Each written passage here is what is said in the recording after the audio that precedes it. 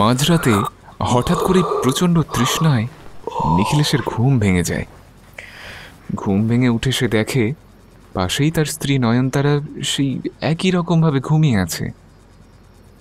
নিখিলেশ বিছানায় খানিকক্ষণ বসে অবাক হয়ে ভাবে, এত রাতে হঠাৎ তার এমন তীব্র পিপাসা কিভাবে,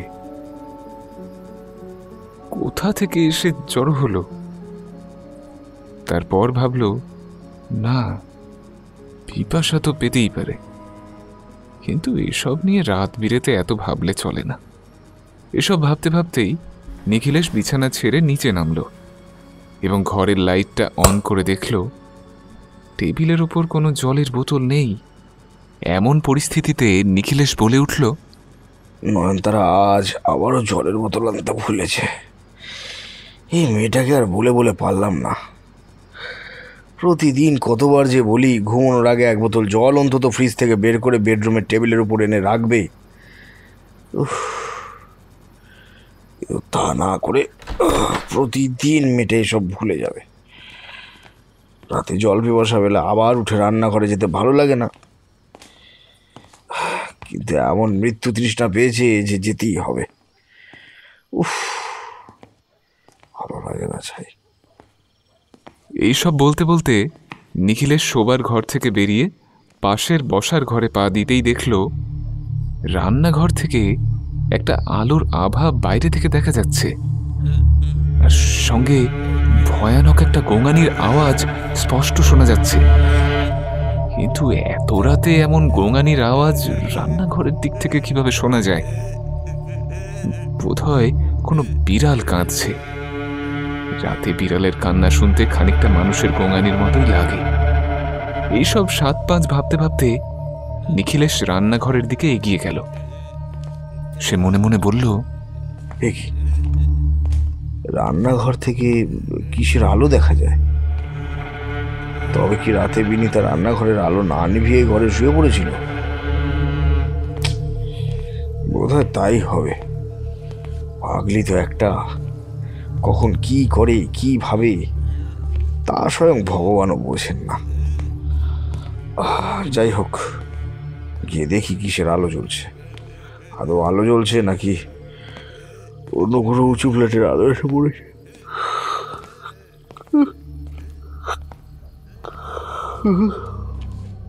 এই বলে নিখিলেশ খুব সন্তর্পণে এগিয়ে চলল রান্নাঘরের দিকে। ইতিমধ্যেই কোনো একটা ভয় ও বিস্ময়ের ঠান্ডা স্রোতে নিখিলেশের শরীরের আগাপাস্তলা একেবারে কেঁপে উঠল। তার প্রতিটি পদচারণের সঙ্গে সঙ্গে সে অনুভব করল আশেপাশে কেউ কোথাও নেই।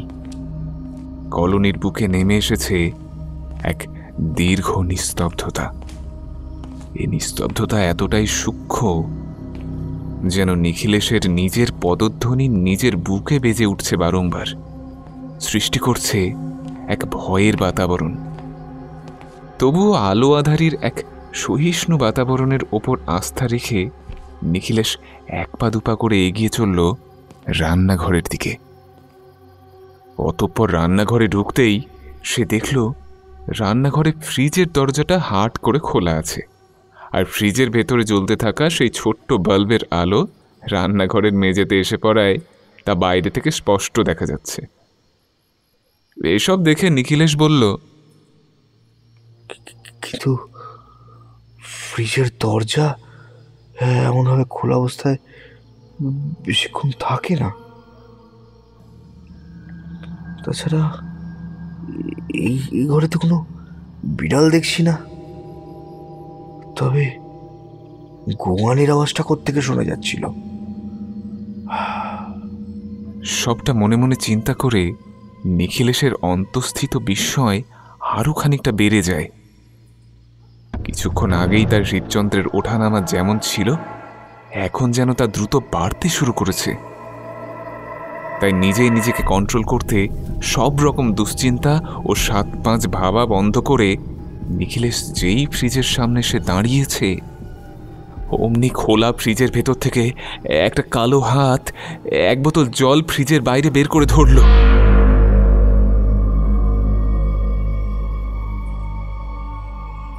প্রথমে ঘটনাটা তেমন গুরুতর না ভেবে কেমন যেন মন্ত্রচালিতের মতো বোতলটা ধরল নিখিলেশ এবং সেটার ছিপি খুলে ঢকঢক করে বেশ খানিকটা জল গলায় ঢেলে এতক্ষণ ধরে চেপে রাখা তৃষ্ণাটা নিবারণ করল সে। তারপর হঠাৎ করে তার মনে হলো, কি ফ্রিজের ভেতর থেকে জলের বোতলটা এমন বাইরে বের করে ধরলো কে? আমি তো খেয়াল না করেই বোতলটা নেওয়া মাত্র এক বোতল জল গল গল করে গলায় ঢাললাম।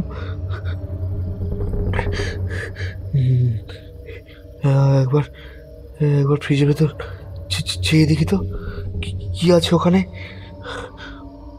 প্রচণ্ড ভয় আর উৎকণ্ঠা নিয়ে নিখিলেশ মাথা হেঁট করে ফ্রিজের ভেতরে তাকালো এবং ভেতরে তাকিয়ে সে যা দেখল তাতে ভীষণ ভয়ে চিৎকার করে উঠল সে।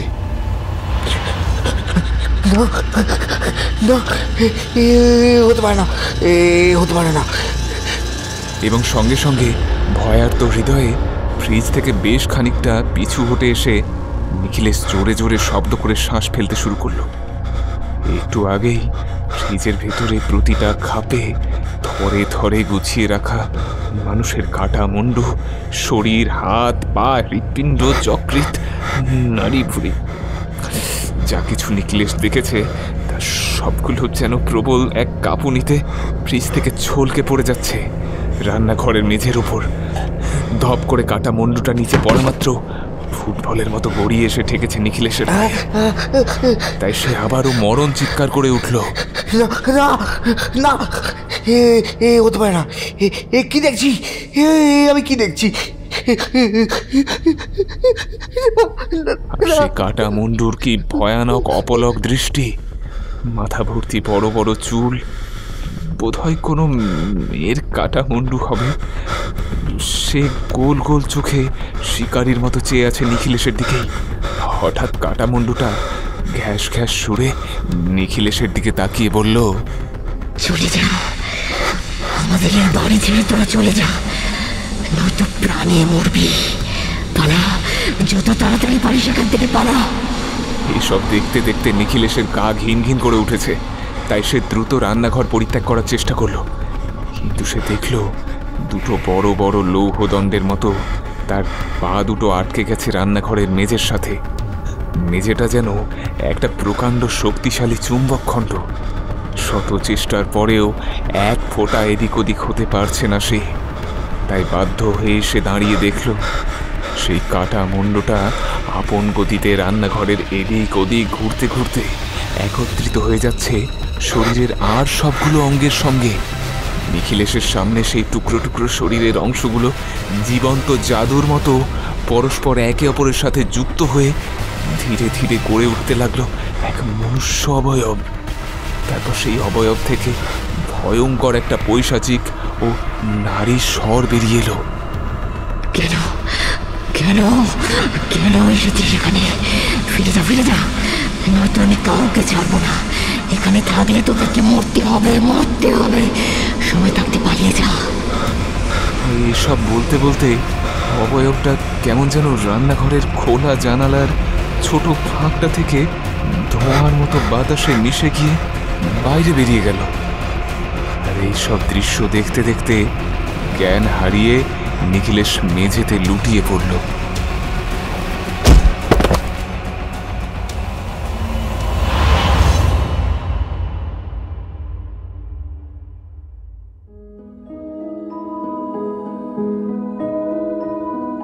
আপনারা শুনছেন লেখক অমিয় নস্করের কলমে দুঃস্বপ্ন।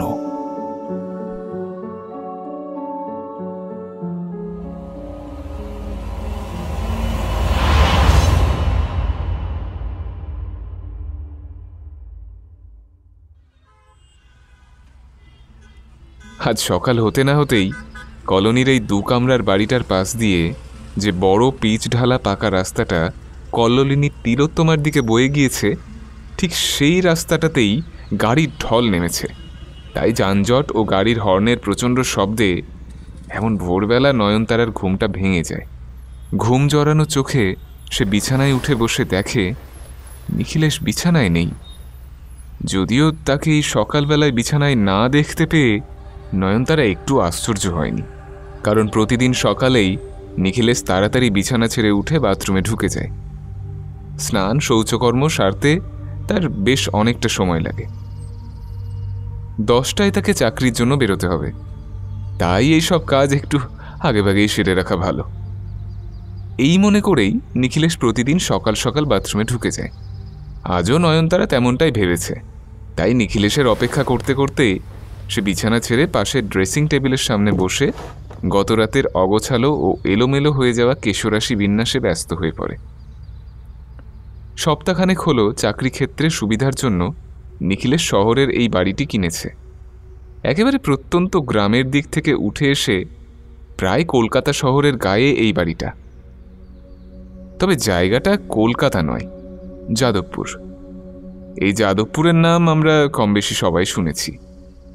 এই জায়গাটাকে ঠিক গ্রাম বলা চলে না, আবার শহরও বলা চলে না। তবে এই দক্ষিণ 24 পরগনা জেলার মধ্যে একটা বিশেষ চল লক্ষ্য করা যায়। তা হল, প্রত্যন্ত গ্রামাঞ্চলের মানুষ যদি একবার কোনো সরকারি চাকরি বাগাতে পেরেছেন, তখন আর কোনো মতেই তারা গ্রামের বাড়িতে থাকে না। তারা হয় বারুইপুর, না হয় সোনারপুর, কিংবা এই যাদবপুরেই উঠে আসেন। এখানে এসে ঘর বাঁধেন। এখন এই সোনারপুর, বারুইপুর, যাদবপুর সব সরকারি চাকরিজীবীদের আঁকড়া হয়ে উঠেছে। নিখিলেশও এখানে এসেছে চাকরি সূত্রে। এই যাদবপুরেরই একটা স্কুলে সে শিক্ষকতা করে। 2 বছর হলো সে চাকরিটা পেয়েছে। আগে গ্রাম থেকেই কষ্ট করে যাতায়াত করত, কিন্তু বিয়ে করার পর এত জার্নি এখন আর সহ্য হয় না। তাছাড়া সদ্য বিবাহিত স্ত্রীকেও তো সময় দিতে হবে। তাই 7-5 না ভেবে নিখিলেশ এই বাড়িখানা কিনেছে। বহুদিন ধরে এই বাড়িটা ক্রয় বিক্রয় নিয়ে শিবরাম নামে একজন বয়স্ক দালালের সাথে নিখিলেশের কথা চলছিল। কিন্তু হঠাৎ করেই এত কম দামে কি করে যে বাড়িটা পেল, এ কথা নিখিলেশ ভাবলেই অবাক হয়। বাড়িটা বাইরে থেকে দেখতে পুরনো আমলের বাড়ির মতোই। 2টো ঘর রয়েছে, তবে ভিতরে ঢুকলে বোঝা যায় 2টো ঘরের পেছনেই আরও 2টো ঘর রয়েছে। প্রথম ঘরের পিছনে বসার ঘর, যার এক সাইডে রাধাকৃষ্ণের সিংহাসন ও অন্য সাইডে একটা দরজা, এবং দ্বিতীয় ঘরের পিছনে রান্নাঘর ও বাথরুম। প্রথম ঘরের পিছনে যে বসার ঘরটা আছে, তার এক সাইডের দরজা দিয়ে পাশের রান্নাঘর ও বাথরুমে আসা যাওয়া করা যায়। বলতে গেলে প্রতিটা ঘরের সাথেই প্রতিটা ঘরের যোগসূত্র আছে। এতক্ষণ প্রথম ঘরে ড্রেসিং টেবিলের সামনে বসে নয়নতারা চুল বাঁধছিল। তার চুল বাঁধা শেষ হওয়া সত্ত্বেও এখনো পর্যন্ত নিখিলেশের পাত্তা নেই দেখে সে চিন্তিত হলো। তারপর এ ঘর ও ঘর খুঁজতে খুঁজতে নয়নতারা রান্নাঘরে গিয়ে দেখল নিখিলেশ হাত পা ছড়িয়ে মরার মতো শুয়ে পড়ে আছে। হাতের কাছে ছিপি খোলা জলের বোতল পড়ে আছে। এমন দৃশ্য দেখে নয়নতারা কেঁদে উঠল এবং ছুটে গিয়ে নিখিলেশের পাশে বসে বুকের উপর আছড়ে পড়ল। কি হলো তোমার? এভাবে পড়ে আছো কেন? কি হয়েছে তোমার? কথা বলো, কথা বলছো না কেন? কথা বলো না, কথা বলো। নয়নতারার কোনো কথাই নিখিলেশের কানে গেল না। এতক্ষণে নয়নতারা হাট হয়ে খুলে থাকা ফ্রিজ থেকে এক বোতল জল এনে নিখিলেশের চোখে মুখে ছিটিয়ে দিতেই তার জ্ঞান ফিরল। নয়নতারা আবারও কাঁদো কাঁদো স্বরে বলল, কি গো, কি হয়েছে? কি এখানে পড়ে আছো কেন? জ্ঞান ফিরতেই স্ত্রীকে এমন কান্নাকাটি করতে দেখে নিখিলেশ কেমন যেন অবাক হয়ে বলল, কই, কিছু হয়নি তো। আমি তো কাল রাতে এক বোতল জল আনতে রান্নাঘরে এসেছিলাম। তারপর কি কিছু হয়েছিল? কই, আমার তো কিছু মনে পড়ছে না।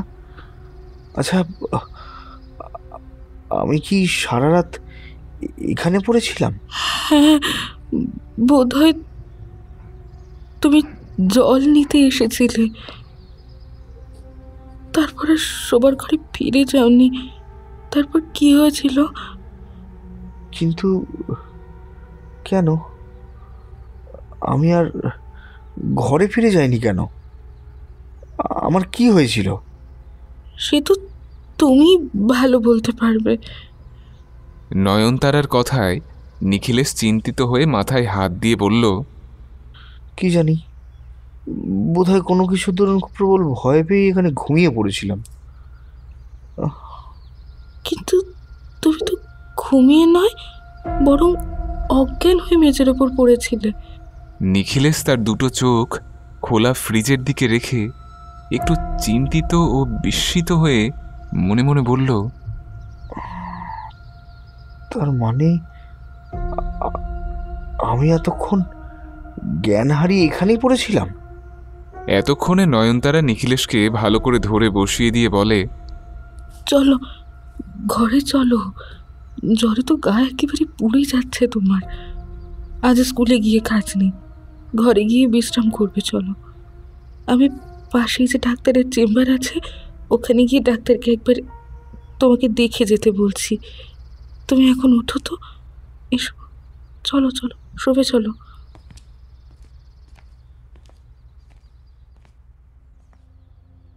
তারপর সারা দিনটা বিছানায় শুয়ে নিখিলেশ স্ত্রীর হাতে বিভিন্ন রকমের রান্না খেয়েছে। স্ত্রীর সাথে গল্প স্বল্পে নিজের অসুস্থতা ভুলেছে। নিখিলেশের তুলনায় নয়নতারার বয়স ভীষণ কম। নিখিলেশ ৩৫ বছর বয়সী, লম্বা সুঠামদেহী, গৌরবর্ণ বিশিষ্ট, সব মানুষের নজর কাড়া একজন পুরুষ। আর নয়নতারা সবে বছর ২০ টপকে ২১-এ পা দিয়েছে। তার চোখে মুখে লাবণ্য, ফর্সা লাল টুকটুকে চেহারা, শরীরের কোথাও তার এক ফোঁটা অতিরিক্ত মেদ নেই। চাঁদের মতো গোল তার মুখ, হাসলে গালে টোল পড়ে, যার জন্য তার পিছনে পড়েছিল কলেজের কত শত ছেলে। এমনকি পাত্রী দেখতে গিয়ে যা দেখে নিখিল পুরো উন্মাদ হয়ে গিয়েছিল। মনে মনে ভেবেছিল, বিয়ে যদি করতে হয় তবে এই মেয়েকেই করব। এ তো মেয়ে নয়, যেন সাক্ষাৎ মা লক্ষ্মী। আর হলোও তাই। দেখাশোনার ১ মাসের মধ্যেই নিখিলেশ ও নয়নতারার ৪ হাত এক হলো। তাদের বিবাহ সম্পন্ন হলো। আসলে প্রত্যন্ত গ্রামের দিকে এমনটাই হয়। এখানে মেয়েদেরকে তেমনভাবে গুরুত্ব সহকারে দেখা হয় না। হ্যাঁ, মেয়েদেরকে পড়াশুনো শেখানো হয়, তবে তা নিজের পায়ে দাঁড়ানোর জন্য নয়, তাকে স্বাবলম্বী বানানোর জন্য নয়। যাতে পড়াশুনো শিখিয়ে তাকে সুপাত্রের হাতে তুলে দেওয়া যায়, সেজন্যই বাবা মায়েরা কষ্টে শিষ্টে মেয়েদেরকে ওই ২ কলম শিক্ষার ব্যবস্থা করে দেন। আর এই শিক্ষা গ্রহণ চলাকালীন যদি ভালো বিয়ের সম্বন্ধ আসে, তবে তা হাতছাড়া করেন না এই গ্রামের এসব বাবা মায়েরা। যেমন চাকরিওয়ালা নিখিলেশের বয়স নয়নতারার থেকে অনেকটা বেশি হওয়া সত্ত্বেও শুধুমাত্র চাকরিওয়ালা সুপাত্র বলেই নয়নতারাকে নিখিলেশের হাতে সঁপে দেন নয়নতারার বাবা মা। নয়নতারাও বাধ্য মেয়ের মতো গরিব বাবা মায়ের কথা মেনে নিয়ে নিখিলেশের সাথে সংসার করতে রাজি হয়। কিন্তু আজ ওদের সম্পর্ক ভীষণ মধুর। কি গো নয়নতারা, আজ এত কিছু রান্না করেছো কেন? হায় হায় হায় হায়, তুমি জানো না বুঝি আজ কেন এত রকম পদ রান্না করছি? না গো, বুঝতে পারছি না তো। আজ কত তারিখ বলো তো? আজ আজ আজ কত তারিখ? আজ তো মার্চের ১ তারিখ। ও হ্যাঁ, মনে পড়েছে, মনে পড়েছে। গত মাসে মানে ওই ১লা ফেব্রুয়ারি আমাদের বিয়ে হয়েছিল তো, না? হ্যাঁ, এতক্ষণ পরে মনে পড়লো তাহলে? কিন্তু বড় খারাপ লাগছে গো, আজ আমাদের বিয়ের ১ মাস পূর্ণ হলো, অথচ আমি তোমাকে কোথাও ঘুরতে না নিয়ে গিয়ে অসুস্থ হয়ে বাড়িতে বসে আছি। চুপ করো তো, ওসব বাজে কথা বকো না। তাছাড়া তুমি সুস্থ হয়ে গেলে আমাকে একবার পুরী থেকে ঘুরিয়ে আনলেই হবে, হতেই আমি খুব খুশি হয়ে যাব। আচ্ছা বেশ, তাই হবে। তাদের এই সমস্ত কথাবার্তার মধ্য দিয়েই কলোনিতে সন্ধ্যা নেমে এলো। পশ্চিম দিকের উঁচু বাড়িটার পিছনে ধীরে ধীরে সূর্যখানা লুকিয়ে যেতেই চারিদিকের বড় বড় ল্যাম্পপোস্টের বৈদ্যুতিক আলোগুলো জ্বলে উঠল। ফলত যাদবপুরের এই কলোনি জুড়ে ততক্ষণে একটা আলো আঁধারি পরিবেশ রচিত হয়েছে। এমন সময় বাড়ির সদর দরজায় টোকা দেওয়ার শব্দ ভেসে এলো ঘরের ভিতরে।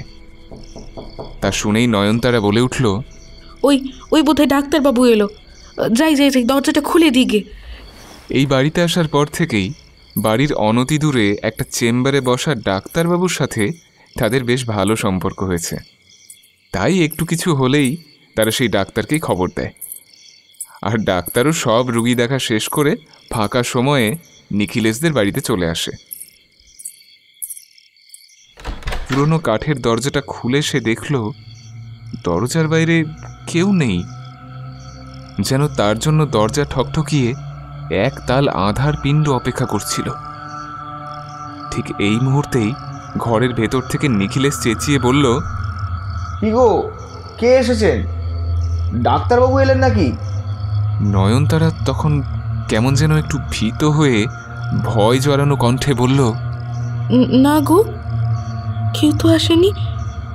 কিন্তু ঘরের দরজায় টোকা কে দিল? শেষের কথাটা কতকটা মনে মনে বলে সবে দরজাটা বন্ধ করে নয়নতারা ঘরের ভেতরে চলে আসতে যাবে, ঠিক এমন সময় সদর দরজা থেকে প্রায় বেশ খানিকটা দূরে রাস্তার ধারে একা দাঁড়িয়ে থাকা এ তল্লাটে সব থেকে পুরনো পাকুড় গাছ থেকে এক ঝাঁক ঠান্ডা বাতাস বুকপাটা চওড়া করে রকে বসা মাস্তান ছেলেটার মতো জামার কলার উঁচু করে নয়নতারার সামনে দিয়ে হু হু শব্দে ঘরের মধ্যে এসে ঢুকে পড়ল। উড়নচণ্ডী এই বাতাসের সঙ্গে কিচিরমিচির শব্দ করতে করতে সন্তর্পণে ঘরের মধ্যে ঢুকে পড়ল এক ঝাঁক বাদুর আর চামচিকে। নয়নতারার সঙ্গে সঙ্গে ভয়ে চিৎকার করে দরজাটা বন্ধ করে ঘরে ছুটে এসে বিছানায় শুয়ে থাকা নিখিলেশকে জড়িয়ে ধরল।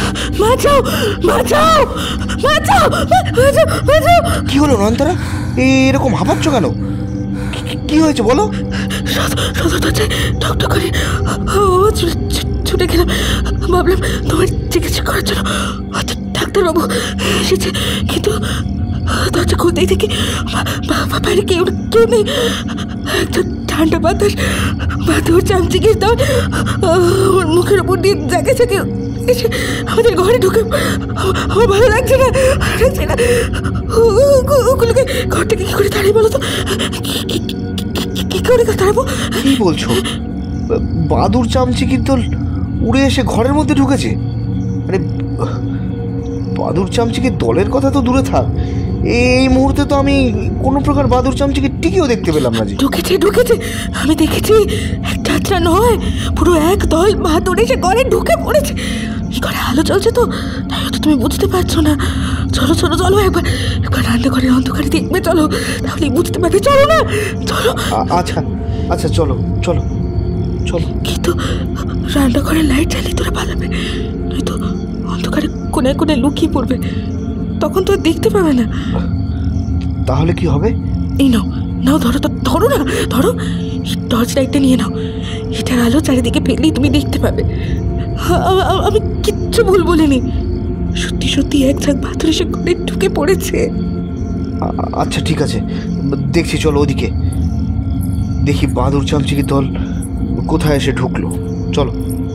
এই বলে দুজনে প্রথম ঘর অর্থাৎ শোবার ঘর ছেড়ে পিছনের বসার ঘর দিয়ে পাশের রান্নাঘরে গিয়ে ঢুকলো। ঠিক তখনই নয়নতারা বলে উঠল, কি গো, এবার টর্চের আলোটা ওই অন্ধকারে ফেলো, তবে তো দেখতে পাবে ওই নিশাচরের দলকে। হ্যাঁ, একটু দাঁড়াও, দেখছি। নিখিলেশের কথাটা শেষ হবার কয়েক মুহূর্তের মধ্যে তার হাতের টর্চ লাইটখানা জ্বলে উঠল, আর সেই আলো ঘরের আদ্যপান্ত ঘুরিয়ে সে কোথাও কিছুই দেখতে পেল না।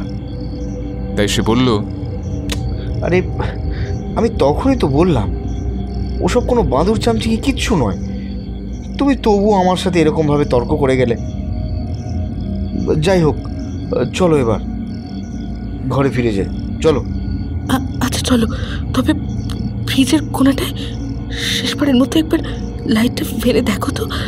আমার মনে হলো যেন ওখানে কিছু একটা নড়াচড়া করছে। নয়নতারার কথা শুনে নিখিলেশ তার হাতের টর্চের সমস্ত জ্যোতি শেষবারের মতো ফ্রিজের কোণে ফেলতেই দেখল সেখানে গুটি সুটি মেরে কোনো এক যুবতী বসে আছে। তার সর্বাঙ্গ রক্তাক্ত, ঘাড়ের ডুঙি ভাঙা, চোখ মুখ ক্ষতবিক্ষত, মুখ থেকে বেরিয়ে আসছে তাল তাল লালারস ও একটা তীব্র চাপা গোঙানির আওয়াজ। ভয়ের সঙ্গে সঙ্গে নিখিলেশ টর্চের আলো সেই স্থান থেকে সরিয়ে ফেলে এবং ওই অন্ধকারের মধ্যেই দুই স্বামী স্ত্রী একে অপরের চোখ চাওয়াচাওয়ি করে ও ক্ষণকাল পরেই আবার সেই স্থানে আলো ফেলেই দেখে না, এখানে আর কাউকেই দেখতে পাওয়া যাচ্ছে না। ফ্রিজের পাশে ঘন অন্ধকারে এইমাত্র তারা কোনো একজনকে বসে থাকতে দেখল, আবার এই মুহূর্তেই তাকে দেখতে পাওয়া যাচ্ছে না। এমন জাদুময় মুহূর্তের জন্য প্রস্তুত ছিল না নিখিলেশ আর নয়নতারা। তবে এই ঘটনার সম্মুখীন হয়ে দুজনে দারুণভাবে ভয় পেয়ে গেল। তারা রান্নাঘর ছেড়ে পালিয়ে এলো শোবার ঘরে। ততক্ষণে সন্ধ্যার স্নিগ্ধতা বদলে গিয়েছে। রাতের আকাশে তখন নক্ষত্রের ভিড় জমেছে। সূচনা হয়েছে এক মায়াময় তমসার, যে তমসা আগা পাঁচতলা ঘিরে আছে শুধুমাত্র ভয়। ওই যে দেখা যায় দক্ষিণের জানালা দিয়ে চাঁদের কিছু সঞ্চিত আলো রাতের আলতো আঁচলে ভর করে বাতাস বয়ে আনছে ঘরের ভিতর, চারিদিক ভরিয়ে দিচ্ছে একটা রূপলি মাদকতা। এমন সময় হঠাৎ রান্নাঘরের দিক থেকে বিভৎস পৈশাচিক সুরে ক্ষীণ একটা মেলি স্বর ভেসে এলো। সেই স্বর এতই ক্ষীণ যার সবটা স্পষ্ট শোনা যায় না। আবার কোত্থেকে এই ঘরে থাকতে চলে এসেছে মানুষের দল। আমি তো এখানে কাউকেই থাকতে দেবো না, কাউকে না, সবগুলোকে শেষ করবো। আর তাছাড়া আমি ওদেরকে আগের দিন সাবধান করেছিলাম, তাও শুনিনি। তবে এবার মুরগি মুরগি। রান্নাঘর থেকে যে কথাগুলো শব্দ তরঙ্গে ভেসে এলো তা শুনে স্পষ্ট বোঝা যায় যে কথাটা বলছে সে যেন আশেপাশের কারোর কাছে বিস্তারিত বিষয়টি জানাচ্ছে, বলা ভালো নালিশ করছে। এবং তা শুনেই নয়নতারা ও নিখিলেশের সারা শরীর ঠান্ডা হয়ে এলো। চলো তো, কালে কালে কালে এই বাড়ি ছেড়ে আমরা চলে যাবো। এই বাড়ি আমার মোটে সুবিধের মনে হচ্ছে না। এই বাড়ি ভূতুরে বাড়ি, বোধহয় সে কারণেই কম দামে পেয়েছো। চুপ করো তো, কোথায় কি এমন হয়েছে যে বাড়ি ছেড়ে চলে যেতে হবে? তাছাড়া আমরা যা শুনলাম বা দেখলাম সবই তো আমাদের ভ্রম হতে পারে। হতেই পারে আমরা ভুলভাল চিন্তা ভাবনা করছি। না না না, এসব এসব আমাদের ভ্রম হতেই পারে না। চলো না, চলো না, অন্য কোথাও ঘর ভাড়া নিই। এত বড় কেনা নিজস্ব বাড়ি ফেলে ঘর ভাড়া নেবে? তুমি কি পাগল হলে? তারা দুজনে নিজেদের মধ্যে এসব কথাবার্তা বলতে বলতে একদমই খেয়াল করেনি এতক্ষণে আকাশে জোনাকির মতো মিটমিট নক্ষত্রদের যে মেলা বসেছিল, সেই মেলা ভেঙে তারাগুলো যে যার মতো মেঘের আড়ালে লুকিয়ে পড়েছে। আর আকাশে আগন্তুক মেঘের বুক ভারী হয়ে যৌবনে আসায় তারা সশব্দে ঝরঝর করে ঝরতে শুরু করেছে পুরো যাদবপুর এলাকা জুড়ে। আর সেই তালেই তাল মিলিয়ে আকাশ ফাটা চিৎকারে বজ্রবিদ্যুতের আলো ভূপৃষ্ঠ থেকে আকাশকে একত্রিত করছে বারবার। ঠিক এমন সময় আবার দরজায় টোকা মারার শব্দ শোনা গেল। বেশ অনেকবার টোকা পড়ছে সদর দরজার গায়ে। তবুও কেমন যেন ভয়ে জড়সড় হয়ে দাঁড়িয়ে আছে নয়নতারা, এবং সে নিখিলেশকে বলছে, যে ডাকছে ডাকুক, যেতে হবে না, দরজা খুলতে হবে না। তাছাড়া বাইরে তো দেখলাম বৃষ্টি হচ্ছে, এত বৃষ্টি মাথায় করে কে আসবে এত রাতে? হ্যাঁ, সবই তো ওই দিনাদের। চলো না, তুমি এখানে চুপটি করে দাঁড়াও তো, একদম দরজা খুলতে যাওয়ার দরকার নেই। আরে না, বোধহয় ডাক্তারবাবু এসেছেন, খুলেই দেখি। এতক্ষণে বাইরে থেকে ডাক পড়তে শুরু করেছে। নয়নতারা, নয়নতারা, ও নিখিলেশ, বাড়ি আছো? আমি ডাক্তারবাবু এসেছি, দরজাটা খোলো। ওই কি হলো, তোমরা আবার আমার উপর রাগ করলে নাকি? আসলে চেম্বারে অনেক রুগী ছিল তো, তাই আসতে ভীষণ দেরি হয়ে গেল। কিছু মনে করো না, দরজাটা খোলো। দরজার বাইরে থেকে ডাক্তারবাবুর ডাক শুনে নিখিলেশ বলে উঠল, দেখলে, বললাম না ডাক্তারবাবু এসেছেন। তুমি এখানে দাঁড়াও, আমি যাচ্ছি, আমি গিয়ে দরজা খুলে দিচ্ছি। তারপর নিখিলেশ গিয়ে দরজা খুলে দিতেই ঘরের মধ্যে প্রবেশ করল মধ্যবয়স্ক একজন মানুষ, যার চোখের উপর মোটা কাঁচের চশমা, রোগা ছিপছিপে চেহারা, মাথায় আধপাকা চুলগুলো বৃষ্টিতে প্রায় ভিজে স্যাঁতসেঁতে হয়ে ভেজা কাকের মতো অবস্থা ধারণ করেছে। নিখিলেশ মানুষটিকে দেখে বলল, আসুন আসুন ডাক্তারবাবু, আসুন। কেমন আছেন বলুন? হ্যাঁ গো, এখন ভালো আছি। তোমাদের খবর কেমন বলো? ওই আমার একটু শরীরটা খারাপ, বুঝলেন তো, তাই আপনাকে খবর দেওয়া হয়েছে। তবে আর বিশেষ কোনো ব্যাপার নেই, বাকি সবই ঠিকই আছে। কথাগুলো বলতে বলতে খোলা দরজা দিয়ে নিখিলেশের দৃষ্টি গিয়ে পড়ল বাইরের রাস্তাটার দিকে। তখন সে দেখল ঝমঝমিয়ে এক পশলা বৃষ্টি শেষের পরেও এত রাতে ওখানে কে দাঁড়িয়ে আছে, ঠিক এই বাড়িটাকেই লক্ষ্য করে আছে না? তবে সেসবের কিছুতে পাত্তা না দিয়ে নিখিলেশ দরজাটা দুম করে বন্ধ করেই ঘরের ভিতর ফিরে এলো, এবং তৎক্ষণাৎ কেমন যেন আকস্মিকভাবেই পুরো বাড়িটাই বিদ্যুৎ বিচ্ছিন্ন হয়ে পড়ল। তা দেখে নিখিলেশ আক্ষেপের সুরে বলল, যা, এই সময় লোডশেডিংটা হওয়ার ছিল। নয়নতারা, শোনো না, টেবিলের উপর এমার্জেন্সিটা রাখা আছে, ওটা জ্বালিয়ে দাও তো। এতক্ষণে ডাক্তারবাবু কেমন ভয়ানকভাবে বলল, জানো তো, তোমরা এই বাড়িটা নিয়ে মোটেও ভালো কাজ করনি। তোমরা কেন এই বাড়িটা নিতে গেলে? দেখছো না, এর আশেপাশে কোনো বাড়িতেই আর লোকজন থাকে না। সবাই কেমন এক এক করে এই এরিয়াটা ছেড়ে চলে গেছে। আর আমি চাই তোমরাও চলে যাও, নয়তো। ডাক্তারের বলা সমস্ত কথা নিখিলেশ ও নয়নতারা খুব মনোযোগ সহকারে শুনছিল। তবে শেষ কথাগুলো তাদের কানে কেমন যেন বেসুরো ঠেকল। সবাই কেমন এক এক করে এই এরিয়া ছেড়ে চলে গেছে, আর আমি চাই তোমরাও চলে যাও, নয়তো। ডাক্তারবাবু, আপনি এসব কি বলছেন? আমরা চলে যাব? এত আশা নিয়ে বাড়ি একসাথে কিনলাম এখানে থাকবো বলে, এখানকার স্কুলেই পড়াই, আমার সুবিধে হয়। কিন্তু এইভাবে হঠাৎ এখান থেকে চলে যেতে বলছেন কেন? কিছু কি হয়েছে? নিখিলেশের কোনো কথার উত্তর না দিয়ে ডাক্তার বলল, অনেক রাত হয়ে এসেছে, আমাকে আবার আমার ছেলের কাছে ফিরতে হবে। তুমি বলো, তোমার কি হয়েছিল? হ্যাঁ, সে তো অবশ্যই আপনাকে বলবো কি হয়েছিল, কিন্তু আজ রাতে আপনি এখানেই থেকে যান। নিখিলেশের কথায় সায় দিয়ে নয়নতারা বলে উঠল, হ্যাঁ ডাক্তারবাবু, আপনি আমাদের পিতৃতুল্য মানুষ। এই রাতে আর বাড়িতে ফিরতে হবে না আপনাকে। আপনি বরং আজ এখানেই রাতটা কাটিয়ে দিন। এই রে, যেটা আগেই বলা উচিত ছিল সেটাই তো আমি বলতে ভুলে গেছি। তোমরা দুজন শিগগিরই ঘর থেকে বেরিয়ে তোমাদের বাড়ির সামনের ওই রাস্তাটায় যাও, আর আমাকে একটু বসার জায়গা দাও, আমি এখানে একটু বিশ্রাম করি। হঠাৎ করেই ডাক্তারের এমন উদ্ভট কথাবার্তার কিছুই তাদের মাথায় ঢুকলো না। অথচ কোনো প্রশ্ন ছাড়াই ডাক্তারকে ঘরে একা দেখে মন্ত্রমুগ্ধের মতো দুজনেই সদর দরজা খুলে রাস্তায় বেরিয়ে পড়েছে। ভাবল গুরুতর কিছু হবে, তাই জিজ্ঞাসাবাদ করে সময় নষ্ট করার চেয়ে বেরিয়ে পড়াই ভালো। তবে বাইরে বেরিয়ে এসে তারা দেখল বৃষ্টির পর রাতের আকাশের নির্মলতা, বাতাসে ভিজে মাটির সোঁদা গন্ধ ও আশেপাশের ছোট বড় বাড়িগুলোর কলতান এসে এই রাস্তার আবহকে কেমন যেন একটা বৈচিত্র্য দান করার কথা। কিন্তু এখানে ঠিক যেন তার উল্টো, কোনো রং নেই, রূপ নেই, কেমন যেন উলট পালট সব। এমনকি আশেপাশের বাড়িগুলো সব ভুতুরে বাড়ির মতো ইতিহাসের সাক্ষ্য বুকে ঠাঁই দাঁড়িয়ে রয়েছে। তবে লোকজনেরা কেউ আর এখানে থাকে না। পিচঢালা রাস্তার খানাখন্দে জল জমে উঠেছে। হঠাৎ নয়নতারার চোখে পড়ে গেল রাস্তার পাশেই জল জমে থাকা একটা বড় গর্তের উপর কেউ যেন মুখ গুজে পড়ে আছে না।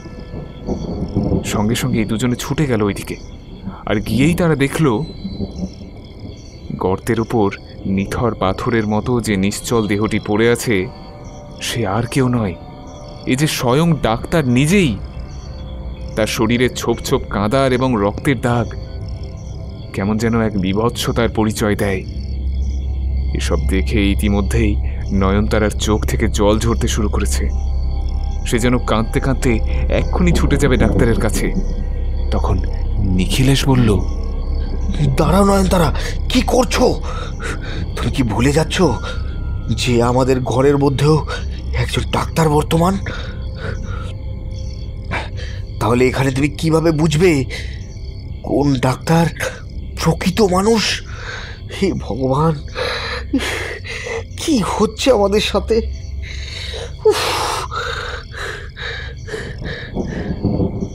নিখিলেশের কথাটা শেষ হতে না হতেই সেই গর্তের ভিতর থেকে কোনো এক প্রাণী হঠাৎ করেই গর্তের উপরে নিথর হয়ে পড়ে থাকা ডাক্তারের শরীরটা গর্তের ভিতরে টেনে নিল। সেই দৃশ্য দেখে দুজনে প্রাণপণে দৌড়ে বাড়িতে ফিরে এলো এবং সেখানে এসে নয়নতারা ও নিখিলেশ দেখল এখন কারেন্ট চলে এসেছে, পুরো ঘরটাই আলো। আর সেই আলোতেই দেখা গেল শোবার ঘরের মেঝের উপর রক্তাক্ত হয়ে ছড়িয়ে ছিটিয়ে পড়ে আছে ডাক্তারের শরীর। তা দেখে দুজনের সারা শরীর থেকে দরদর করে ঘাম বেরিয়ে এলো। তাদের সাথে কি হচ্ছে, কেন হচ্ছে, এসব প্রশ্ন তখন তাদের মাথার মধ্যে অবস্থিত শিরা উপশিরাগুলোকে তালগোল পাকিয়ে দিচ্ছে। এমন সময় মেঝের ওপর রক্তাক্ত ও নিথর হয়ে পড়ে থাকা ডাক্তারের বীভৎস শরীর পৈশাচিক কণ্ঠে বলে উঠল, তোমরা চলে যাও, এ বাড়ি ছেড়ে তোমরা চলে যাও, না হলে আমার মতো তোমাদেরকেও ওরা মেরে ফেলবে। রুগী দেখে তোমাদের এখানেই আসার পথে ওরা আমাকে ধরেছিল, ওখানেই আমাকে মেরে ফেলেছে। আর আমি তোমাদেরকে সতর্ক করার জন্য শেষ হয়েও এখানে এসেছি। যাও যাও, পালিয়ে যাও, এ বাড়ি ছেড়ে তোমরা পালিয়ে যাও। এ বাড়িতে ওরা থাকে। কথাগুলো বলতে বলতে ডাক্তারের শরীরটা কেমন যেন ধোঁয়ার মতো বাতাসের মধ্যে মিশে যেতে লাগলো এবং একটা সময় পর ঘরের ভেতর থেকে ডাক্তারের অস্তিত্ব একেবারে নিশ্চিহ্ন হয়ে গেল। এতক্ষণে নয়নতারা এসব কিছু দেখে কান্নাকাটি শুরু করেছে। কি হচ্ছে এসব? কেন বা হচ্ছে? আমি তো কিছু বুঝতে পারছি না গো। আমার বেশ ভয় করছে। চলো না, এখান থেকে আমরা কোথাও চলে যাই। এখানে থাকলে ভগবান না করুন তোমার বা আমার কিছু একটা যদি ভালো বন্ধু। তুমি ভয় পেও না, কিচ্ছু হবে না। আমার মনে হয় আমরা কম দামে বাড়িটা পেয়েছি এবং এই বাড়িটা কেনার জন্য আরও বেশ কিছু লোক পিছনে লেগেছিল। তারাই হয়তো ভয় দেখাবার চেষ্টা করছে যাতে আমরা বাড়িটা ছেড়ে দিয়ে চলে যাই। কাল সকালটা হতে দাও, আমি যার কাছ থেকে বাড়িটা কিনেছি তার সাথেই কথা বলবো।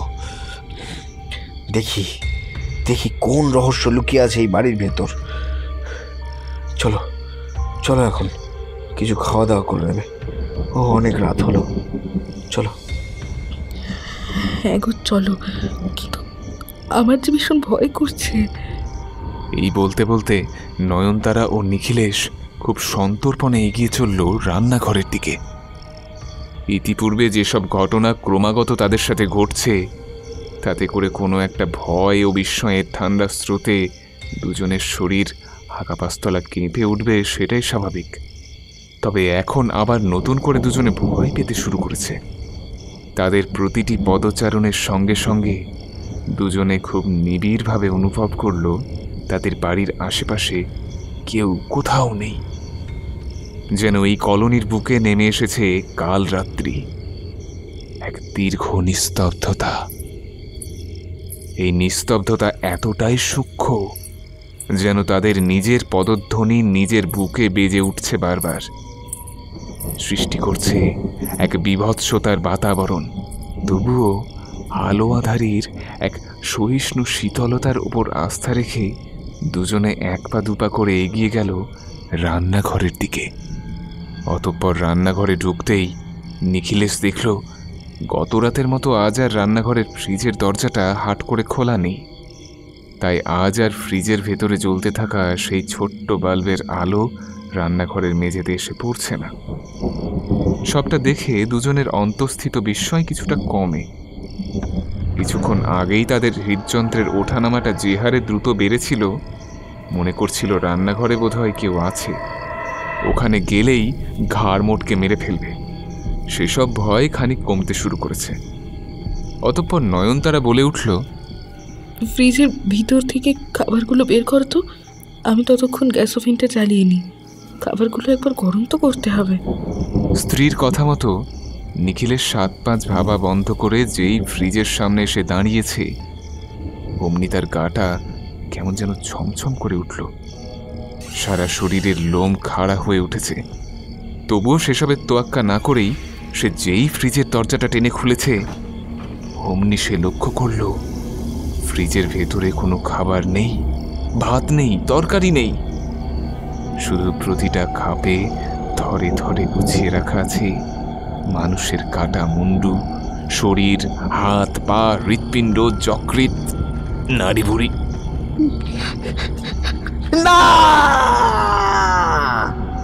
যা দেখে ভয়ে চিৎকার করে পিছনে ছিটকে এসে পড়ল সে। নয়নতারা পিছনে ফিরতেই দেখল এমন দৃশ্য, এবং তা দেখেই তৎক্ষণাৎ সে জ্ঞান হারিয়ে লুটিয়ে পড়ল মেঝেতে। একটু আগেই ফ্রিজের ভিতরে প্রতিটা খাপে থরে থরে গুছিয়ে রাখা মানুষের কাটা মুন্ডু, শরীর, হাত পা, হৃৎপিণ্ড, যকৃৎ, নাড়িভুড়ি, যা কিছু নিখিলেশ দেখেছে তার সবগুলো যেন প্রবল এক কাঁপুনিতে ফ্রিজ থেকে ছলকে ছলকে পড়তে শুরু করলো মেঝেতে। রান্নাঘরের মেঝের ওপর ধপ করে পড়ল সেই কাটা মুন্ডুটা, আর নিচে পড়া মাত্রই তা ফুটবলের মতো গড়িয়ে এলো নিখিলেশের পায়ের কাছে।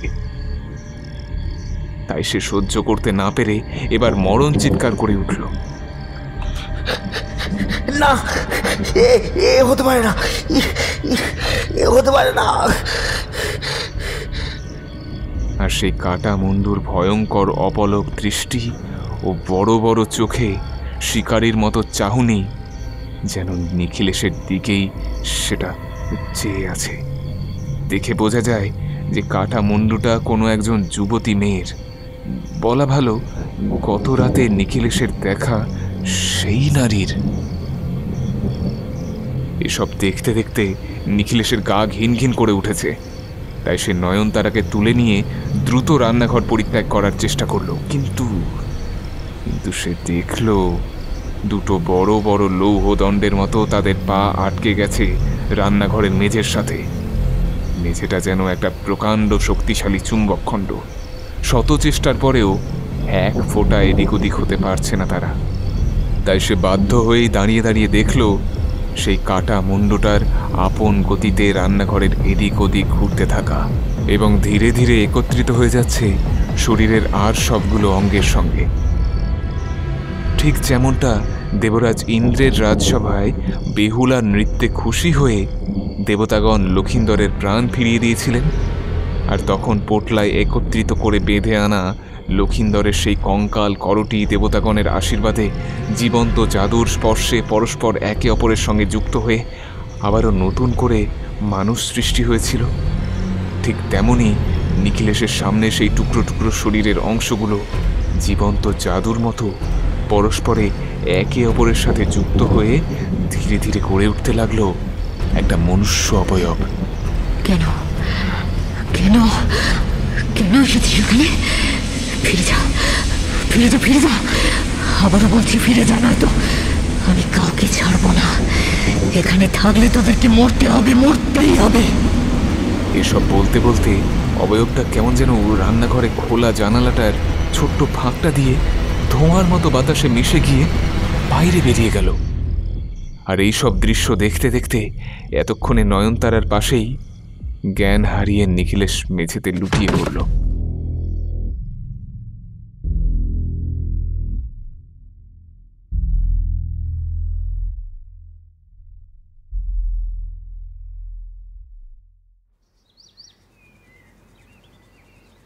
দেখো বাবা, আমার বয়স হয়েছে।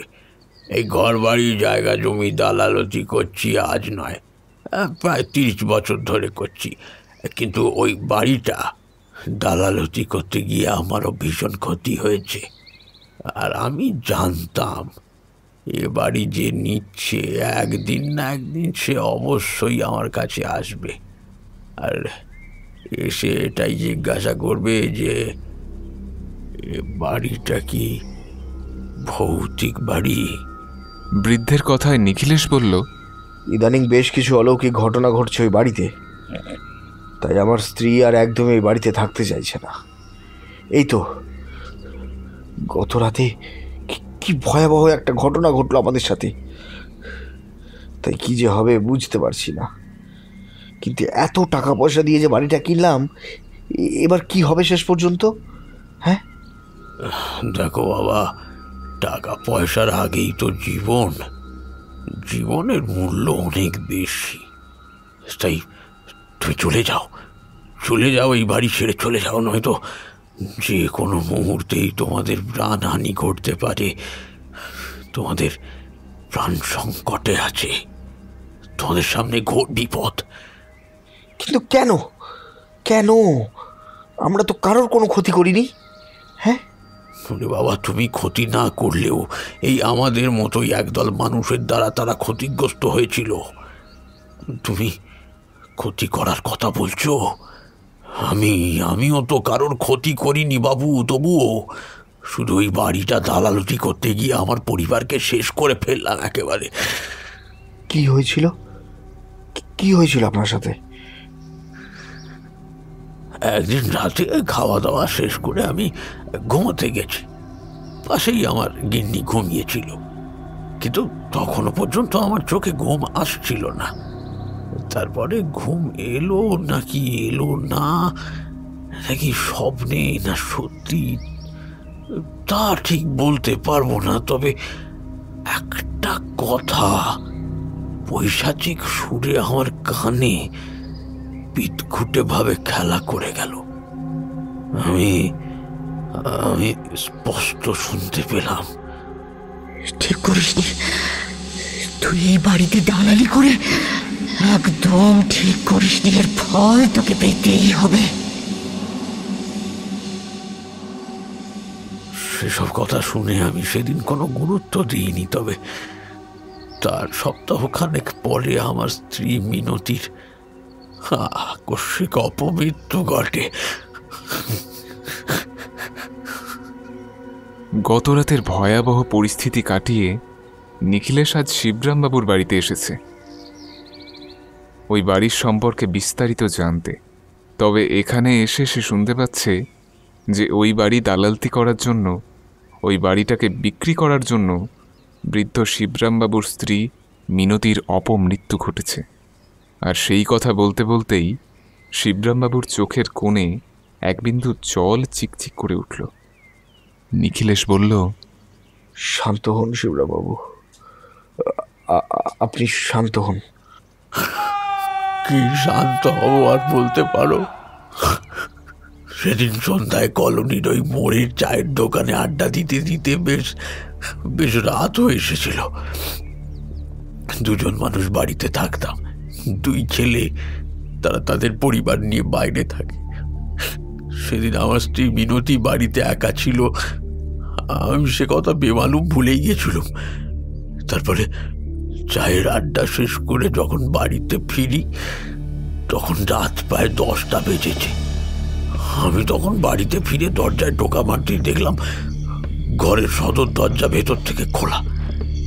তাই আমার হাতের হালকা চাপে দরজাটা খুলে হাট হয়ে গেল। ঘরের মধ্যে প্রবেশ করতে করতে আমি দেখলাম পুরো ঘর বাড়িটা একেবারে ভোজ কালো অন্ধকারে ভরে আছে। ঘর এমনটা অন্ধকার দেখে আমার ছোট মতো এই নোকিয়া ফোনের টর্চটা অন করে এক পা দুপা করে এগিয়ে যেতে যেতে আমি মিনতিকে ডাকতে শুরু করেছি। মিনতি, আরে ও মিনতি, আরে কোথায় গেলে গো? কতদূর এমন অন্ধকার হয়ে পড়ে আছে কেন? মিনতি, ও মিনতি। কিন্তু ঘরের ভেতর থেকে তখন মিনতির কোনো উত্তর শোনা গেল না। কিছুক্ষণ পর এঘর ওঘর খুঁজেও আমি যখন মিনতিকে খুঁজে পেলাম না, তখন একটা চাপা গোঙানির আওয়াজ রান্নাঘরের দিক থেকে আমার কানে ভেসে এলো। তৎক্ষণাৎ আমি রান্নাঘরের দিকে ছুটে গিয়ে দেখি এই ঘোর অন্ধকারের মধ্যেও রান্নাঘরে ফ্রিজের ভেতরে মুন্ডু ঢুকিয়ে কিছু একটা খাচ্ছে মিনতি।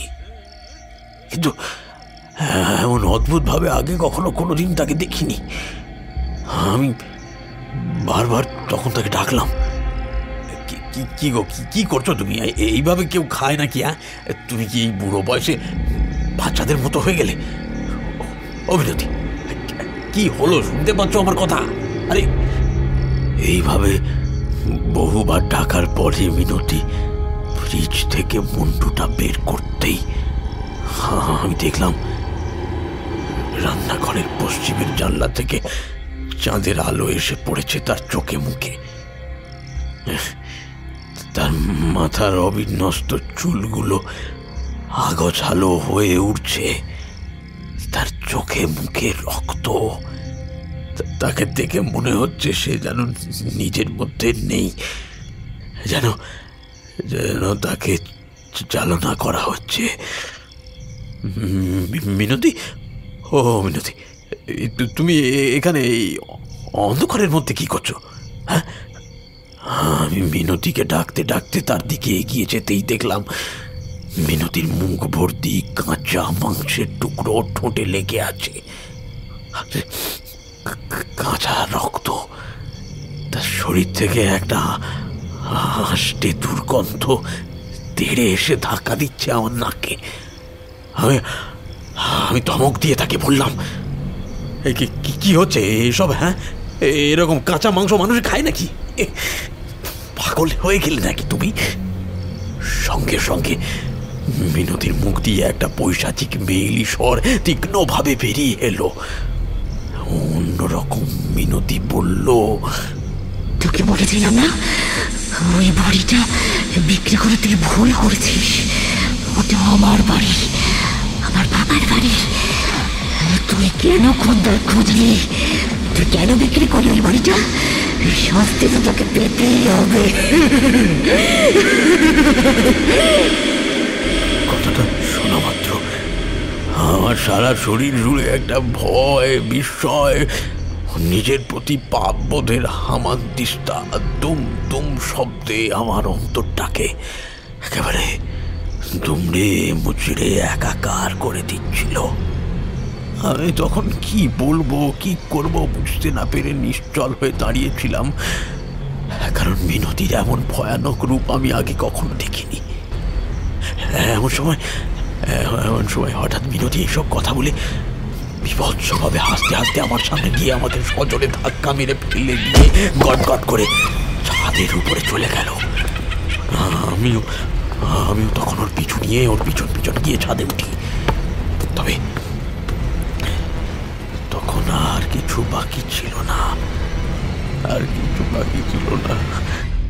তৎক্ষণাৎ বাইরে একটা ধূপ করে কিছু পড়ার আওয়াজ কানে এলো।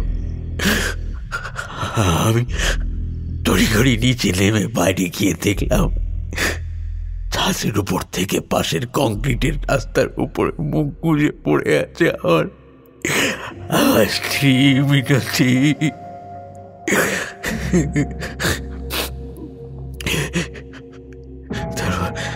তারপর নিচে নেমে সে সঙ্গে সঙ্গে তার পাশে হাঁটু কেড়ে বসে আমি মিনতির উল্টে থাকা শরীরটাকে চিৎ করে দেখি। তার মুখ চোখ সব যেন থেঁতলে গেছে এবং শরীর থেকে বয়ে যাওয়া তাজা রক্তে রাস্তাটা একেবারে লাল টকটক করছে। দূর থেকে থেকে মনে হয় যেন রক্ত জবার বাগান। আমি তখন প্রচন্ডভাবে ভেঙে পড়ি, এমনকি রীতিমতো কান্নাকাটি করতে শুরু করেছি। ঠিক এমন সময় আমার কানে ভেসে আসে কোনো এক বিড়ালের বিভৎস ভয়ানক ডাক। মুখ তুলে দেখি আমার সামনেই অনতি দূরে রাস্তায় মিনতির শরীর থেকে বয়ে যাওয়া রক্তস্রোতে একটা লকলকে জীব ডুবিয়ে রক্ত চেটে খাচ্ছে একটা কালো বিড়াল। তার সারা শরীরটা অন্ধকারের সাথে মিশে আছে, শুধু দেখা যাচ্ছে জ্বলন্ত দুটো চোখ। সেই চোখে আমার দিকে তাকিয়ে তাকিয়ে পরম আনন্দে রক্ত চাটছে সে, এবং মিয়াও মিয়াও ডাক ছেড়ে আমাকে জানান দিচ্ছে যে এই রক্ত পান করে সে কতটা তৃপ্ত।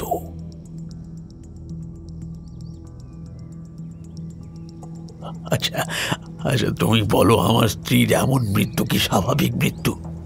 না না না, এ স্বাভাবিক মৃত্যু নয়।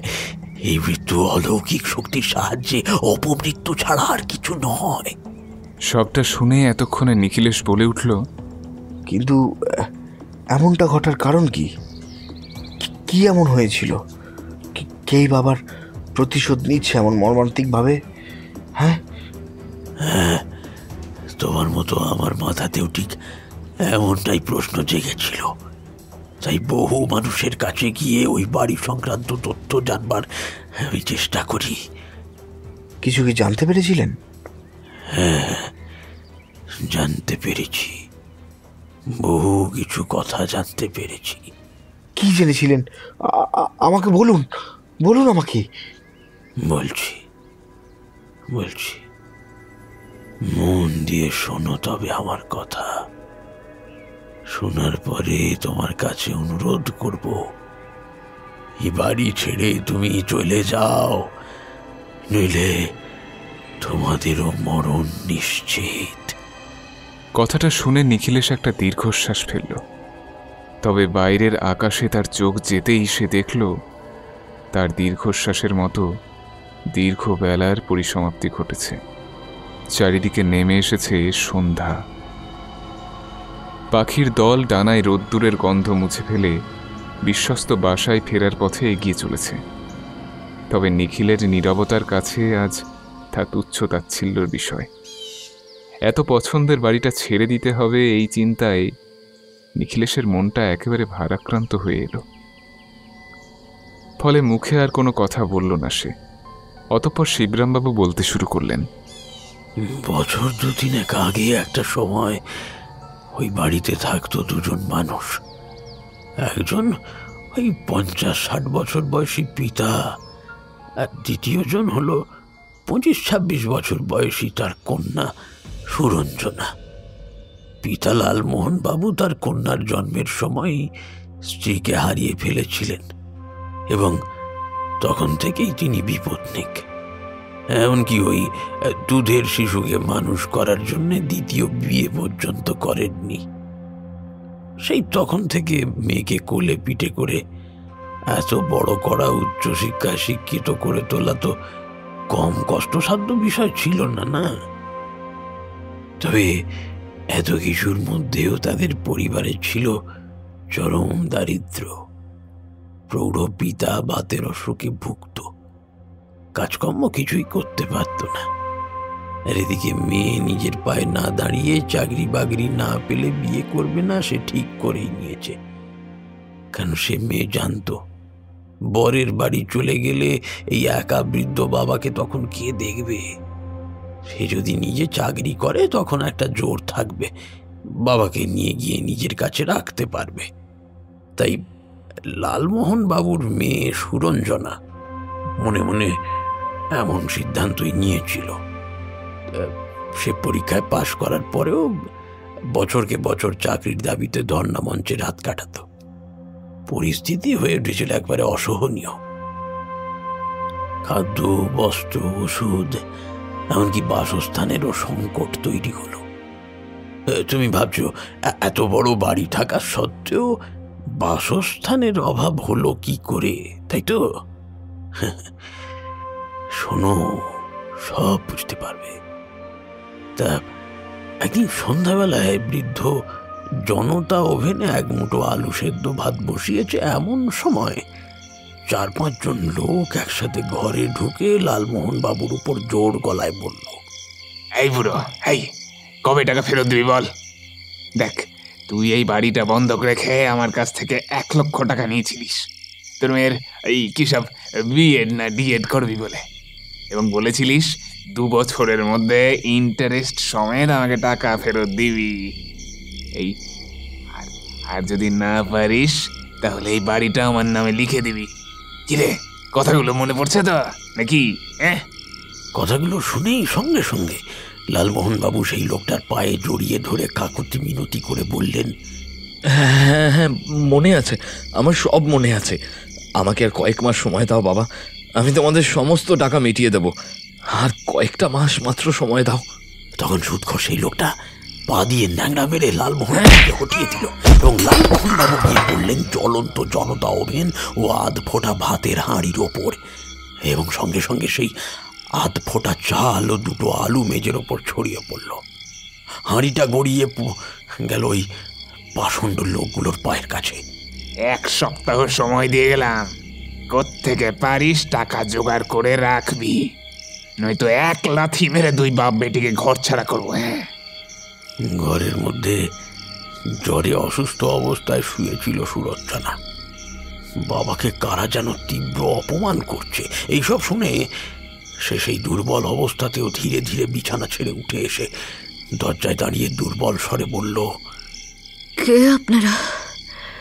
হ্যাঁ, কে? বয়স্ক মানুষটার সাথে এইভাবে কথা বলছেন কেন? উনি তো বললেন টাকা দিয়ে দেবেন, তারপরেও এত অপমান করছেন কেন? ভাতের হাঁড়িতে লাথি মারছেন কেন? কি নীচ আপনাদের মনুষ্যত্ব! মা সুরঞ্জনা, তুই আবার এইসবের মধ্যে এলি কেন? যা মা, ঘরে চলে যা, তোর যে শরীরটা ভীষণ খারাপ। বাবা, আমার বিয়ের জন্য যে 2-1টা গয়না তুমি গড়িয়ে রেখেছিলে, কালই ওসব ভাঙিয়ে ওদের টাকাটা তুমি শোধ করে দিও বাবা। ততক্ষণে সেই ইতর লম্পটের দলের মধ্যে থেকে একজন সুরঞ্জনাকে দেখে বলে ওঠে, দেখেছিস ভাই, বুড়োর মেয়ে কেমন ডাগর ডগর হয়েছে না? চল গিয়ে একটু চাঁদা তুলে আসি। না না না, তোমরা আমার মেয়ের কোনো ক্ষতি করো না, তোমরা আমার মেয়ের কোনো ক্ষতি করো না, দয়া করে বলছি, তোমরা আমার মেয়ের কোনো ক্ষতি করো না। কিন্তু জোরে না শুনে ধর্মের কাহিনী। সঙ্গে সঙ্গে 2 জন লোক এগিয়ে গেল অসুস্থ সুরঞ্জনার দিকে, আর 2 জন লালমোহন বাবুর 2টো হাত 2টো পা শক্ত করে বাঁধতে লাগলো।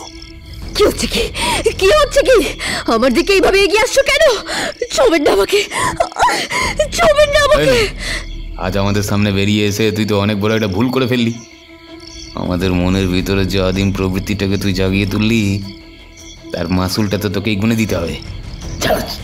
এই বলে 2 জন লোক সুরঞ্জনাকে জোরপূর্বক ধরে নিয়ে ঘরের মধ্যে ঢুকে গিয়ে ভেতর থেকে দরজা দিয়ে দিল, আর বাইরে থেকে শোনা গেল সুরঞ্জনার আর্তনাদ। সেই চিৎকার আর্তনাদ যাতে বেশি দূর না চলে যায়, তার মুখে কাপড় গুঁজে তার মুখ কেটে দেওয়া হলো। 10-15 মিনিট চলল প্রথম 2 জনের ধস্তাধস্তি। তারপরে তারা 2 জন বেরিয়ে এলে ঘরে ঢুকলো আরো 2 জন। প্রায় আধ ঘন্টা 45 মিনিট পরে সবাই চলে গেলে পারে হাত পা বাঁধা অবস্থায় বৃদ্ধ লালমোহন ঘরে ঢুকে দেখলেন সুরঞ্জনার চোখ মুখ থেকে রক্ত বেরিয়ে এসেছে, তার মুখের উপর ভন ভন করে উঠছে কয়েকটা মাছি। মেয়ের মুখের কাছে মুখ নিয়ে গিয়ে দেখার চেষ্টা করলেন এখনো প্রাণবায়ু অবশিষ্ট আছে কিনা।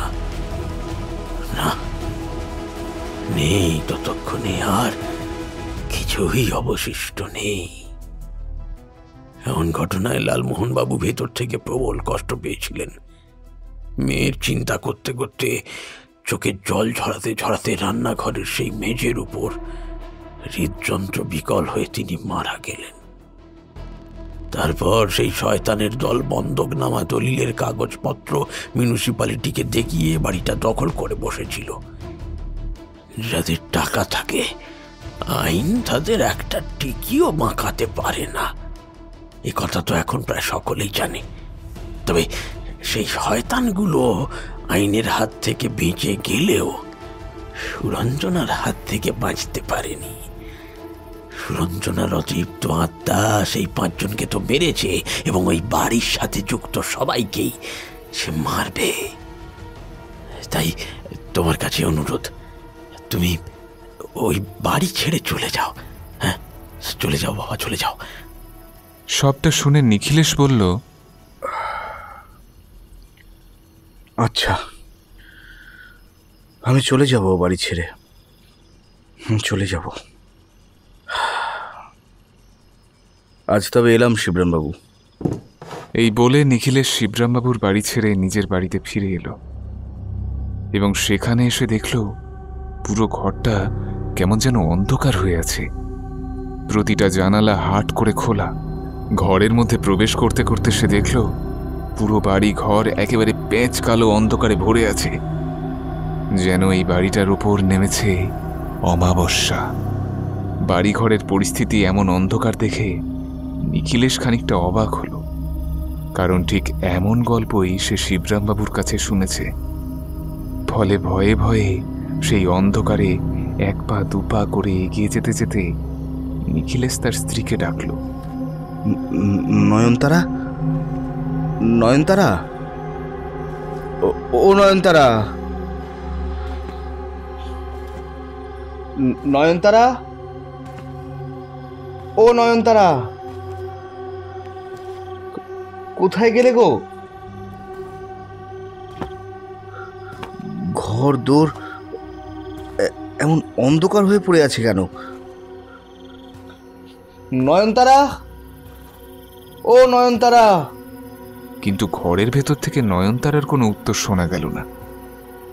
কিছুক্ষণ পর এ ঘর ও ঘর খুঁজেও নিখিলেশ যখন নয়নতারাকে খুঁজে পেল না, তখন একটা চাপা গোঙানির আওয়াজ রান্নাঘরের দিক থেকে তার কানে এলো। তৎক্ষণাৎ সে রান্নাঘরের দিকে ছুটে গিয়ে দেখল নয়নতারা ঘরের একটা কোণে চুল ছেড়ে কেমন ভয়ানকভাবে বসে রয়েছে। রান্নাঘরের পশ্চিম দিকের জানালা খোলা, সেখান থেকে চাঁদের আলো এসে পড়েছে নয়নতারার শরীরে। তার চোখ মুখ দেখে মনে হচ্ছে সে যেন বুড়িয়ে এসেছে, তার সৌন্দর্য আর নেই। চাঁদের মতো স্নিগ্ধ তার শরীরে যেন অমাবস্যার গ্রহণ লেগেছে। দেখে বোঝা যায় সে যেন নিজের মধ্যেই আর নেই, কোনো অলৌকিক শক্তি তাকে চালনা করছে। কি করছো নয়নতারা? কি করছো তুমি? পাগল হয়ে গেলে নাকি নয়নতারা? নিখিলেশ নয়নতারাকে ডাকতে ডাকতে তার দিকে এগিয়ে যেতেই নয়নতারা ভয়ঙ্কর এক পৈশাচিক সুরে বলল, এগোবি না, এগোবি না, এগোবি না, আমার দিকে এগোবি না, এক্ষুনি আমি এই মেয়েটাকে শেষ করে ফেলব। দেখবি দেখবি আমি কি করি। কথাগুলো বলে সঙ্গে সঙ্গে নয়নতারা ডান হাতে একটা ছুরি নিয়ে বাম হাতে পোঁচ বসালো এবং সেই কাঁটা থেকে দরদর করে টাটকা তাজা রক্ত বেরিয়ে এলো। আবার নয়নতারার অন্তর্গত সেই প্রেতাত্মা সেই ক্ষত চিহ্নে মুখ ডুবিয়ে সবটা রক্ত চুষে নিতে শুরু করলো। সবটা দেখে নিখিলেশের মাথা একেবারে পাক খেয়ে গেল, যেন তার চোখের সামনে বনবন করে ঘুরছে সমগ্র ব্রহ্মাণ্ড। সে কিছু বলতে চেয়েও যেন নিশ্চুপ দাঁড়িয়ে আছে, কিছু বলতে পারছে না। নয়নতারা কয়েক মুহূর্তের জন্য প্রেতাত্মার কবল থেকে মুক্ত হয়ে কেঁদে উঠল।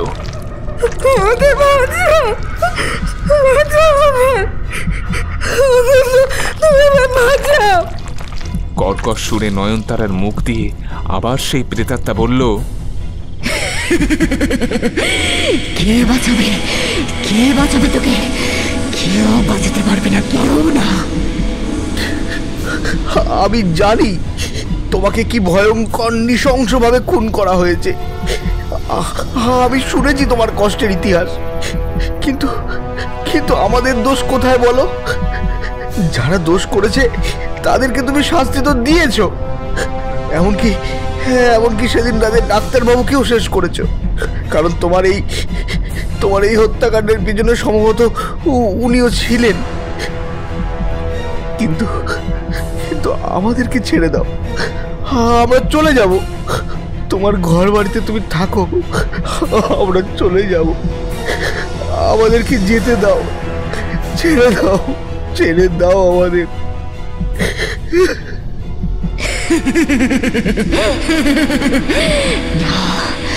আমি কাউকে ছাড়বো না। আগেও এ বাড়ি ছেড়ে চলে যেতে বলেছিলাম, তোর শুনিসনি আমার কথা। এবার তবে মর। এই বলে পাশেই গ্যাস ওভেনের ওপর জ্বলতে থাকা আগুনে বসানো ছিল একটা তরকারির কড়াই। সেই গরম তরকারি নয়নতারা ছুঁড়ে দিল নিখিলেশের দিকে। টকবগে গরম তরকারি গায়ে পড়তেই নিখিলেশ চিৎকার করে উঠল। বোধহয় নয়নতারা একটু আগেই রান্না করছিল, আর ঠিক সেই সময়েই হয়তো সুরঞ্জনা তাকে ধরেছে। কিন্তু এমন পরিস্থিতিতে নিখিলেশের কি করা উচিত সে বুঝে উঠতে পারল না। সে গরম তরকারিতে পোড়া দগদগে গায়ের জ্বালা নিয়ে ছটফট করতে লাগলো। নয়নতারার সঙ্গে সঙ্গেই বৃদ্ধ হনুমানের মতো 4 হাত পায়ে হেঁটে ঘরময় দৌড়ে দৌড়ে বেড়াতে লাগলো। প্রচন্ড কষ্ট পেতে পেতে নিখিলেশ চিৎকার করে নয়নতারাকে ডেকে বলল, নয়নতারা, কোথায় যাচ্ছ? যেও না, এখানে থাকো নয়নতারা। নিখিলেশের বাধ্য স্ত্রী নয়নতারা আজ অবাধ্য। সে একা দৌড়ে ঘর থেকে বেরিয়ে ঘরের সামনে একতাল অন্ধকারের দিকে দৌড় দিল। ঈশ্বর, এই অন্ধকারের মধ্যে নয়নতারা যে কোথায় গেল? দেখি, শরীরে যতক্ষণ প্রাণ আছে চেষ্টা করে দেখি নিজেকে বাঁচাতে পারি কিনা, আর আমার নয়নতারাকে বাঁচাতে পারি কিনা। এই বলে হাতে একটা টর্চ লাইট নিয়ে নিখিলেশ বাইরে বেরিয়ে পড়ল। তার সারা শরীর জ্বালায় জ্বলে যাচ্ছে, তবুও অন্ধকারের মধ্যে এদিক ওদিকে টর্চের আলো ফেলে সে নয়নতারাকে খুঁজতে লাগলো। নয়নতারা, কোথায় গেলে তুমি? ফিরে এসো আমার কাছে, নয়নতারা। এমন সময় সেই সামনের বড় পাকুড় গাছের ওপর থেকে একটা ঘ্যাঁস ঘেঁষে শব্দ নিখিলেশের কানে এলো। আরো খানিকটা এগিয়ে গিয়ে অন্ধকার দৈত্যের মতো পাকুড় গাছের ওপরটাতে আলো ফেলতেই নিখিলেশ দেখল নয়নতারা গাছের অনেক উপরে উঠে গেছে, এবং হঠাৎ পৈশাচিক হাসি হাসতে হাসতে সে সেখান থেকে ঝাঁপ দিল এবং এক বস্তা ভিজে বালির মতো অতটা উঁচু থেকে থপ করে নিচে পড়তেই কংক্রিটের রাস্তায় সর্বত্র ছড়িয়ে গেল তার পেট ফাটা নাড়িভুড়ি আর রক্তপুঁজ। তুমি কি করলে নয়নতারা?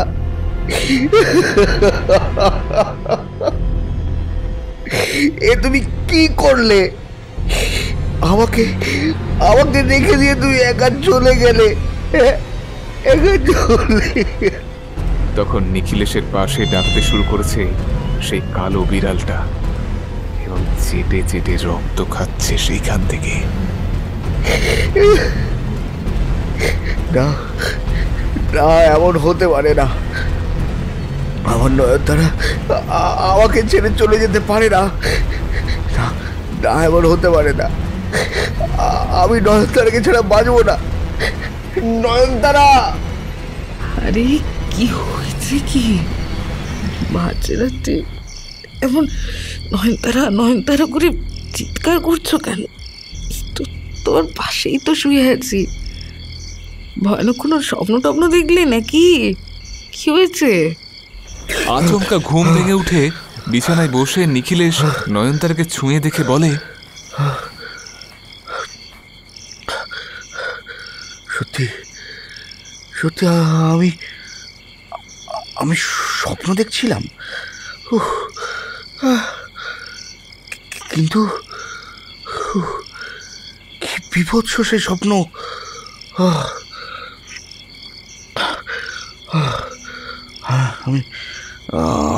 আমি এই বাড়িতে থাকবো না, কালই গ্রামে ফিরে যাব।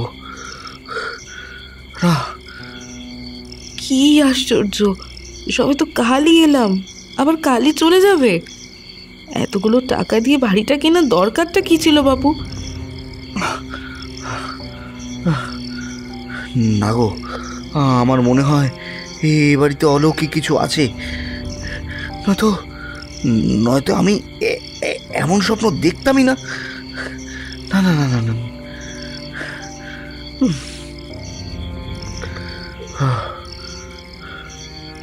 নিখিলেশের এই কথাটার সঙ্গে সঙ্গে এই রাত দুপুরেও একটা টিকটিকি কেমন টিকটিক শব্দ করে ডেকে উঠল।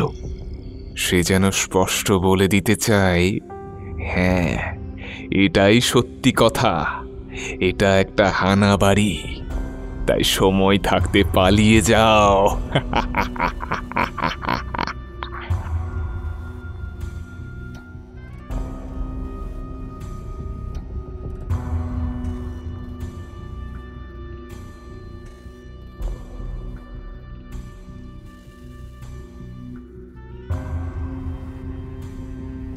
আপনারা শুনলেন লেখক অমিয় নস্করের কলমে দুঃস্বপ্ন। গল্পের নাট্য রূপান্তর করেছেন বর্ষা। গল্পের সূত্রধার ও কথক আমি, অমিত সরকার। বিভিন্ন গুরুত্বপূর্ণ চরিত্রে কণ্ঠ দিয়েছেন শুভদীপ ঘোষ, খুশি বসু, অধ্যায় সাহা, সুজন ঘোষ, কৌশিক ব্যানার্জি, সৌরভ রায় ও আমি, অমিত সরকার। আবহ সম্পাদনায় ছিলেন শুভজিৎ বটব্যাল। প্রচ্ছদ করেছেন শুভদীপ ব্যানার্জি। সমগ্র পরিচালনা এবং পরিবেশনায় টিম লোককথা। তাহলে কেমন লাগলো আমাদের আজকের গল্প?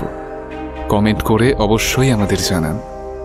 আর ভালো লাগলে গল্পটি শেয়ার করুন, এবং আমাদের চ্যানেলে নতুন হয়ে থাকলে অবশ্যই চ্যানেলটা সাবস্ক্রাইব করে আমাদের পাশে থাকুন। আর শুনতে থাকুন লোককথা, মুহূর্তের অনুভূতিগুলো যেখানে গল্প হয়ে ফুটে ওঠে।